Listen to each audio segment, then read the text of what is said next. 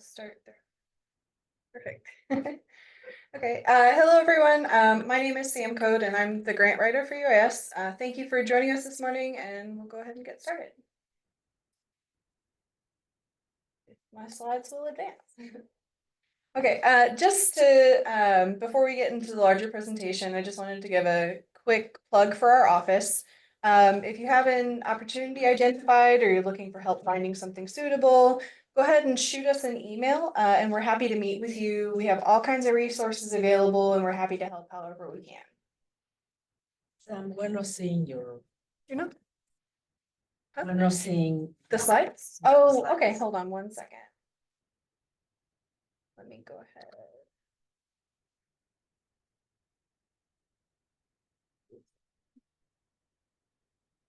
It'll open my Zoom. Okay, hold on. Sorry. I'm gonna have to leave and rejoin.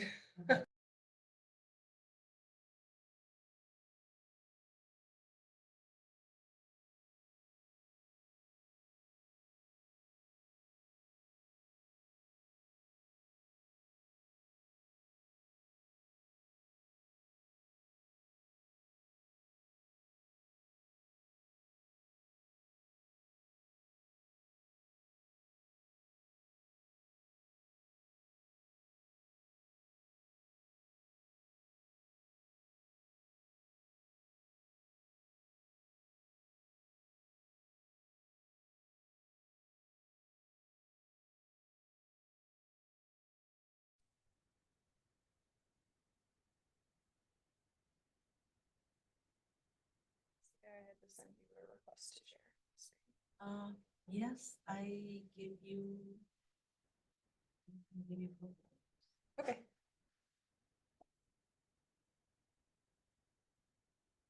You have. Yep. Yeah, you Got it. Okay. Can everyone see it now? Yes. Assuming. Okay.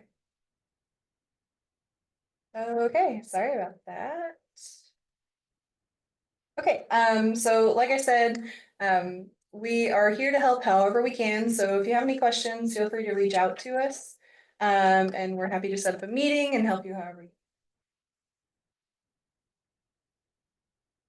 Okay, and on my last presentation, we left off on covering reviewing the solicitations for eligibility, finding and or making a list if your proposal doesn't already include one, structuring your proposal, potential audiences, and all of those good things to help structure your proposal. If you have any questions about that, you can also reach out to ORA, and I'm happy to go over anything else for you. Otherwise, we do have the recording available as well. And on today's agenda, we're going to be covering more about the persuasive versus academic writing styles, common narrative elements that you'll find in proposals, structuring your narrative, and desired levels of detail, why fluff isn't always a bad thing, and also time expectations. Okay. So to start with, we're going to be talking about the persuasive versus academic writing styles. And I know a lot of you have already probably experienced this, but they are very different.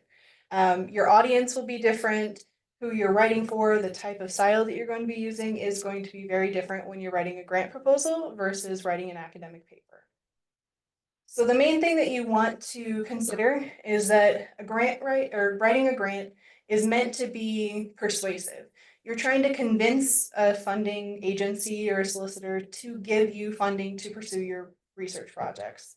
So when you're writing your proposal, you want to keep in mind that your main goal is to convince an organization or a group of people to give you the money so you can continue research and apply it how you wish. To that end, it's important to frame your narrative so it's persuasive and convincing. And your goal for this proposal is not necessarily to make a statement that you're contributing to the advancement of your field to others in your field, but you're trying to convince non-subject experts that your project should be funded over everyone else's. To that end, you're going to want to avoid jargon-heavy language. You're going to want to make sure that you define terms and acronyms because they don't have the same knowledge base as you do in many cases. You want to make clear points and consider the impact of your project and the impact that it will achieve, not only for you and your field, but also for the general public and your soliciting organization as well. I used this slide on my last proposal, and I gotta give props to Lucia for finding it because it's a very good example of a bad example.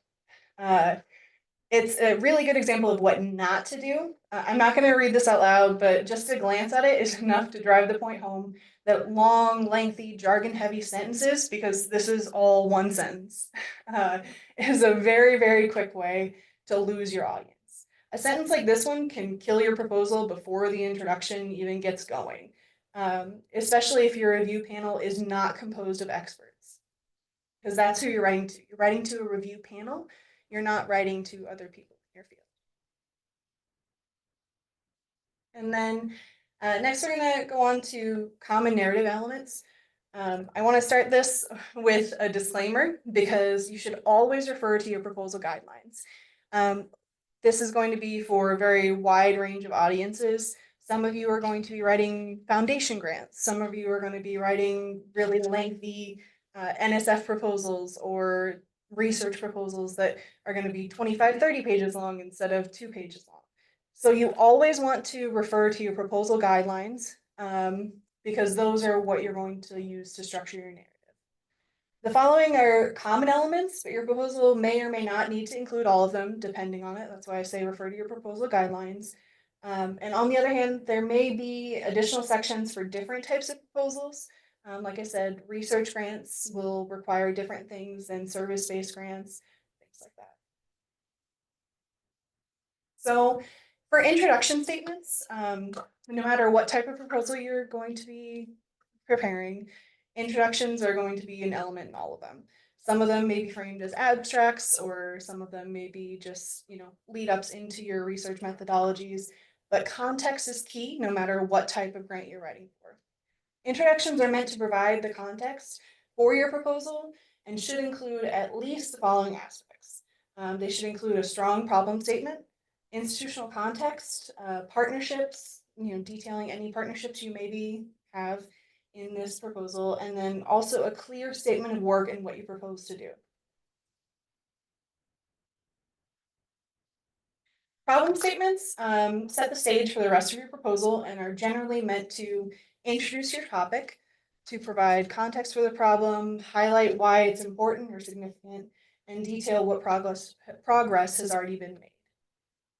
They also should provide context for the extent of the problem and detail what scale it's going to impact. If it's local, just based in your community, if it's regional, state-based, or if it's global or national based, because that will change how you structure your proposal too based on the impact. And then they should also describe your solution to the problem. Once you've identified it, you want to show how your project is going to contribute to solving that problem or alleviating it in some way. You want to consider what your potential impacts are and whether they have the ability to be scaled up in the future and future research as well, because you always want to be thinking forward to maximize your impact in a grant proposal, because funding agencies want to get the most bang for their buck, essentially. You want to include limited data or statistics, just enough to show you know what you're talking about and you've done your research. You want to focus on the impact though, the current and potential, and then keep in mind that the level of detail that you provide in your problem statement will vary. You don't want to structure your proposal in a way that places too much emphasis on the introduction and neglects the larger body of your work, but you also don't want to confuse your audience by not providing enough context. So you want to find that good middle ground where you're providing enough context but not spoiling the rest of your proposal. Institutional context is another key factor. You want to frame the statement so it depends entirely on the funding opportunity of your project.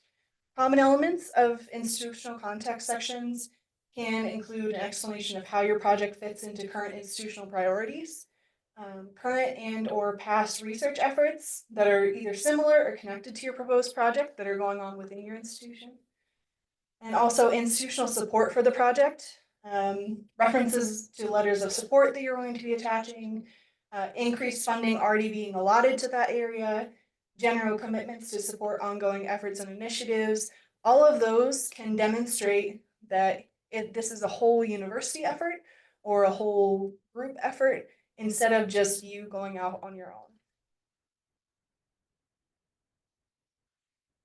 Partnerships are also something that you want to detail in your introduction section.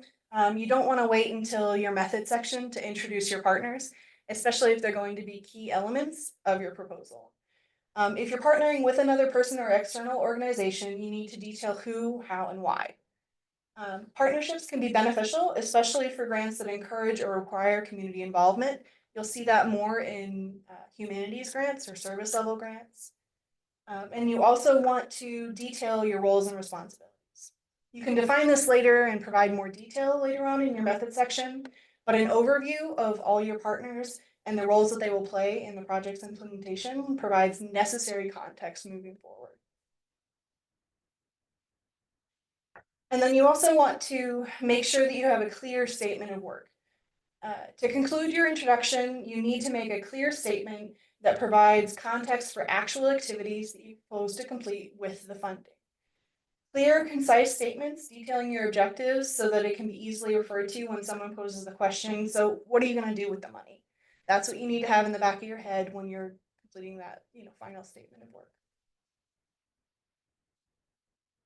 And then in your method section, it's going to look different depending on the type of proposal that you're preparing.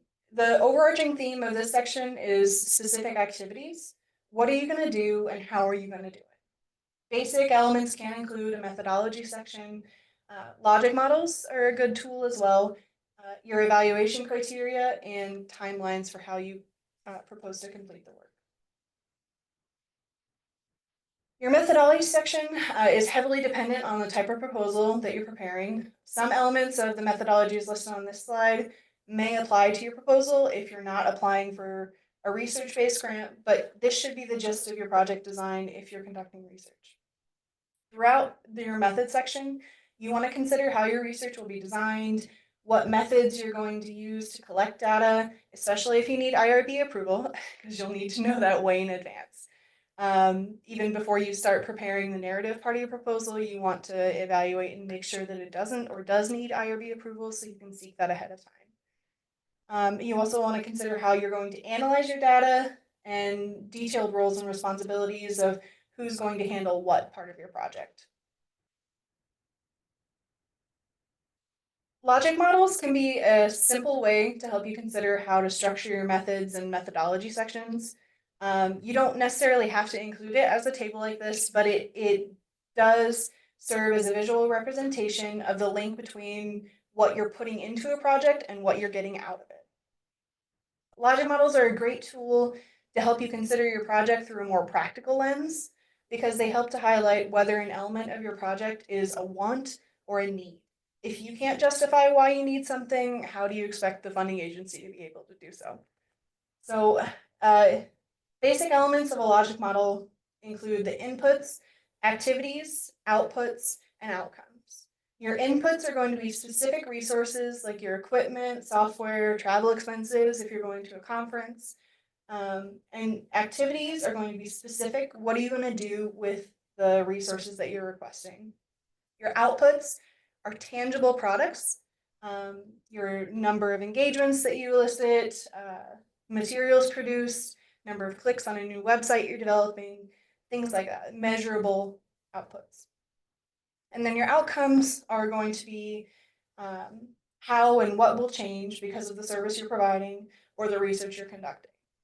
There's 3 different sections to the outcomes. Some will require this level of detail. It helps to put it in perspective in your own mind when you're considering it. But short-term outcomes are changes in knowledge or awareness.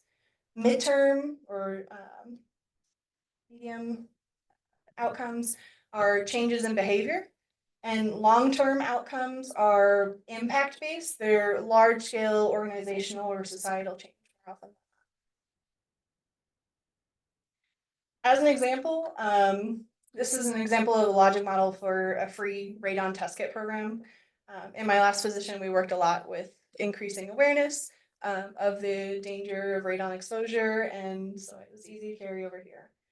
As you can see, my inputs are 25 free test kits purchased with the intent to give them away for free to community members at a health fair. My activity would be attending the health fair. The output would be actually giving away those free test kits, and my outcomes would range from increased awareness, increased likelihood of mitigating or fixing a home with high levels, and increased likelihood that they'll conduct regular testing. My long-term outcome would be the evaluation of my activities to determine if my efforts would serve as a good template for other interested parties to adopt elsewhere, which increases the potential impact of my project. I only, oops, sorry.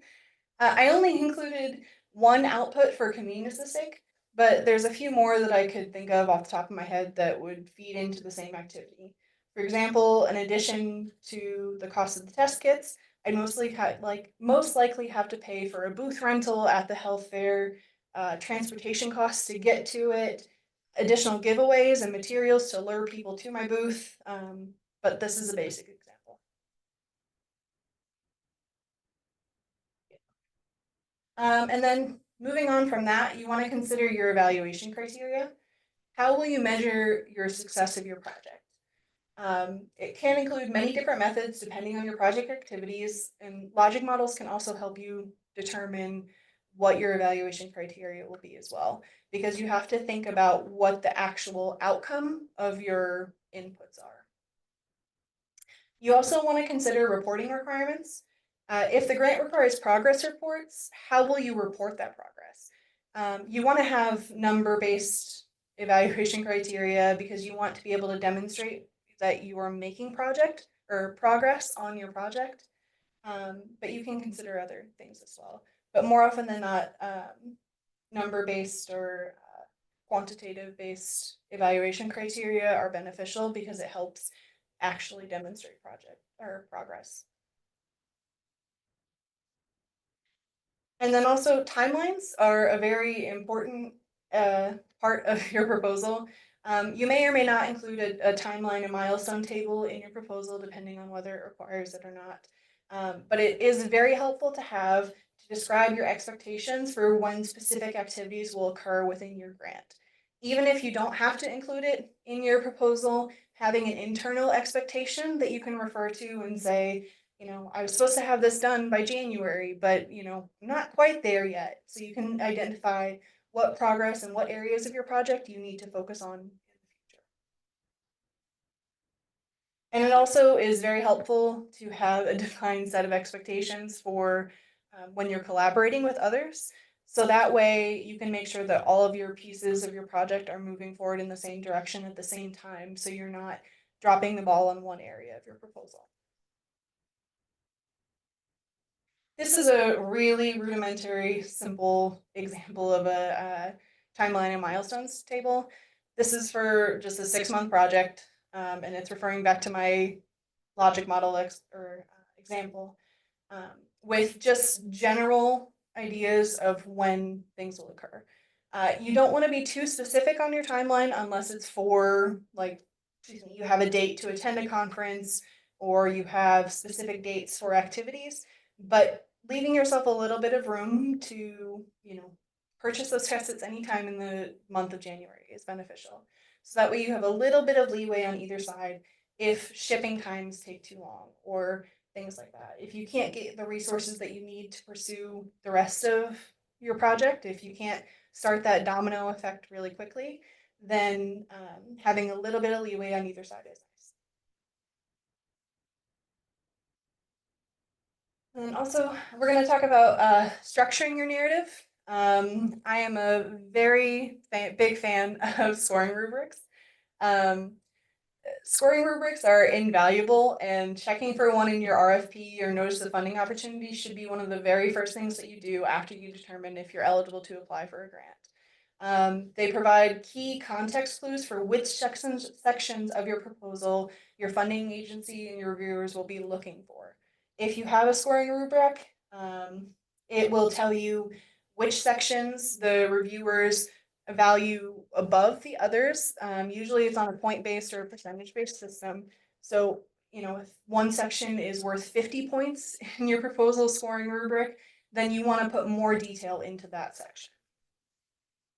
Reviewers are also impatient, especially if they're not experts in your field and they're reviewing grants that, may not be their bread and butter. So if you can structure your proposal based on the scoring rubric, it's very easy for them to read down the line and check off those boxes as they go. Not to say that you need to sacrifice level of detail to get those box checks, but just make sure that if they're specifically asking for it, you. The narrative requirements are also something that you want to pay close attention to. Scoring rubrics are really easy to utilize, but what will set your proposal above the others is providing details that are requested or required in the narrative that may not be in the scoring rubric itself. Section headings are really good clues. And they can provide context for how, especially if you don't have a scoring rubric, the section headings can provide good context on what the reviewers will be looking for. Box checks are good, but you can't structure your entire proposal on only picking the low-hanging fruit. It's useful for review, but added details are what's going to set your proposal apart. So if they mention in the scoring rubric that they're interested in funding proposals that have DEI or diversity, equity, and inclusion components to it, you can say, our proposal includes DEI initiatives by partnering with this organization, but to what degree are you partnering with them? Like, if it's more emphasis is placed on it in the narrative requirements or in the proposal or the NOFO, then you want to make sure that you include more detail, even if the scoring rubric doesn't highlight it as much. And also fluff. I don't really hear this word used much in professional circles because it is kind of context means most people think it's a bad thing. But it doesn't always have to be a bad thing. It depends heavily on the type of proposal that you're preparing, of course. In the humanities, you're going to want to include more details, but it's useful for telling a story. It provides further context for potential impacts, and it's another level of feel-good aspects of a story that will look good for the funding agency to be supporting as well. If, of course, the fluff is taking up too much of your proposal and you have a hard page limit that you're reaching, this can easily be sacrificed, but it can add, extra context and extra oomph to your proposal to make them consider it more. Desired levels of detail is a big thing. You don't want to spend 4 pages talking about a partnership if you only have, 6 pages to work with. Page limits are going to be your hard criteria. A 2-page grant is going to require much, much less detail than a 25-page grant. Like I said, scoring criteria and the point values that they assign to certain sections of your proposal can be good context clues for where you want to fluff up more or where you want to provide more detail.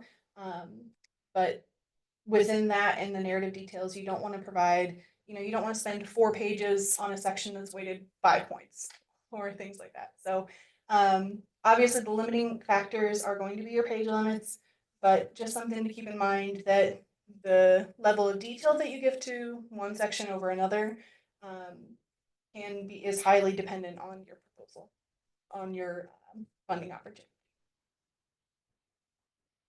Okay, and then to close out this section, time expectations is something that I wanted to talk about very briefly.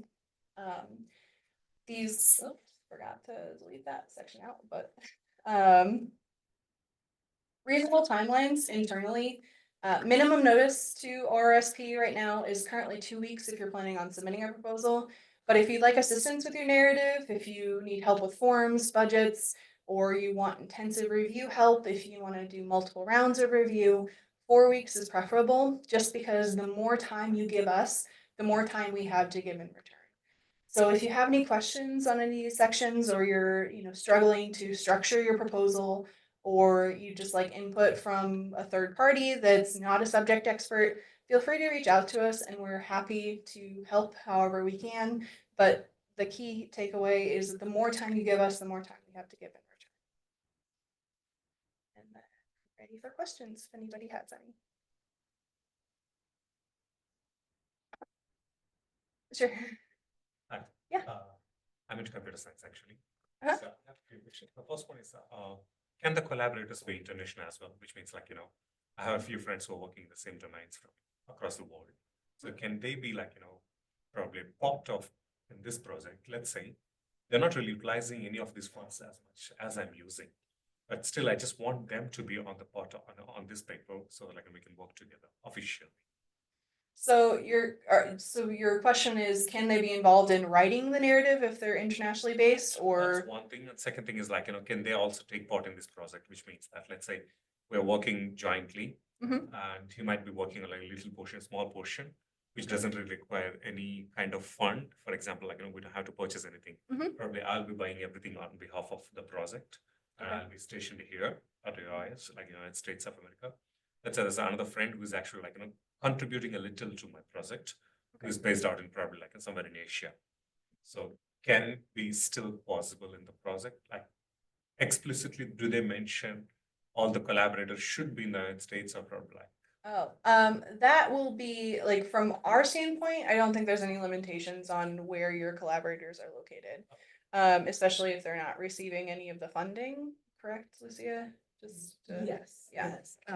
Let me just kind of get close to the. Yeah, the microphone. Um, So the question was about international collaborators. So, I mean, from the standpoint, I mean, we want to support what you want to do. However, something to keep in mind is the type of grant, sometimes there are restrictions because on the grant, they want only to have permanent citizens or US citizens. So it depends on the grant. There are other grants. However, I mean, there are grants that support international collaborations.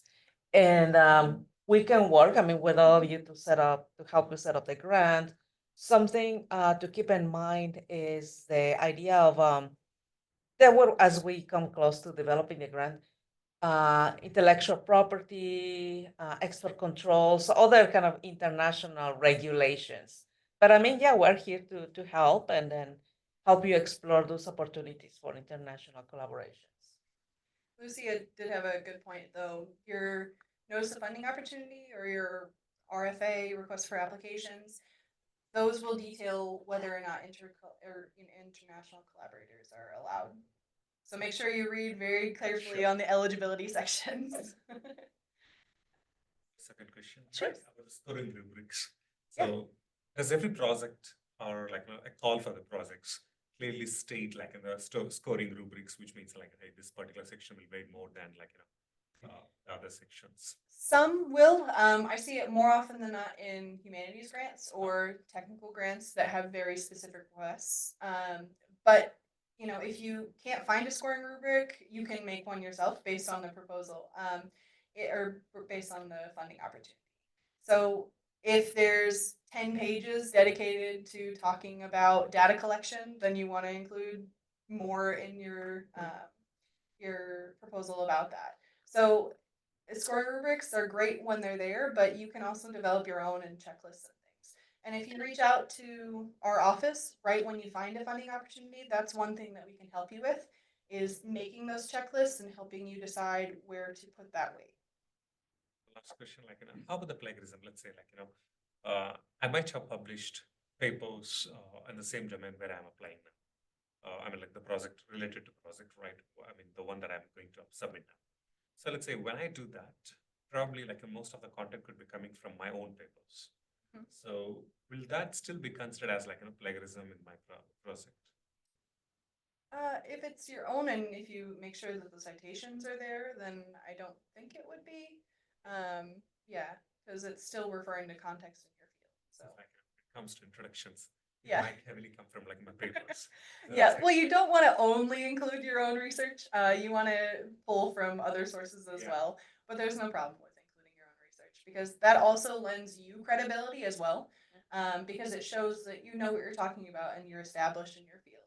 So including some of that is fine, but you don't want to be only depending on your own work. And also, I think, I don't know the US National Science Foundation, but for example, National Science Foundation in China, they will also use tuning similar app, like turn it in to make us a similarity check. Mhm. So, is this proposal similar to Yeah. your past proposal? Okay. 80% or what? Yes. So they Yes. have, I'm pretty sure here, maybe they also have similar mechanism to check. But as generally speaking, I think even incorporate your own stuff, I think you probably also want to avoid, show high similarity. Yeah. So, Yeah. because you certainly, of course, you can cite your own work to back your argument, but you don't want to, for example, your proposal is almost 80% similar to your one paper. I think that's probably does not look good. Yeah. Limit the copy and paste. Yes. Yeah, Yeah. for sure. Yeah, and to that note about using like Turnitin services to check and make sure that your proposal isn't a duplicate. We did see that in a current grant that we're helping a faculty member out right now. That they specifically said in one of their webinars that they check letters of support to make sure that they're not just cut and copy paste kind of things. So you want to avoid that as much as possible in any aspect of your proposal because they could be checking for that. Yeah, of course. Actually, I want to emphasize a sense, I think you actually made a great point regarding, the proposal review, because the panel, traditionally, most people think the panel is expert. But in reality, lots of panel, they are expert in general, but they may not familiar with your specific topic. So that's why we need, when we write proposal, we need to make sure the panel is not 100% expert. For example, when I participate panel, my field is forest ecology, but on the forest ecology, they can propose many different topics, lots of topics which I actually probably don't know a lot.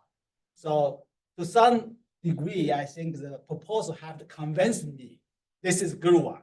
Yeah. So do not assuming every expert panel review proposal, they're expert. So you pretty much use lots of jargon or maybe do not specifically define the term. I think that's not a good idea. Yeah.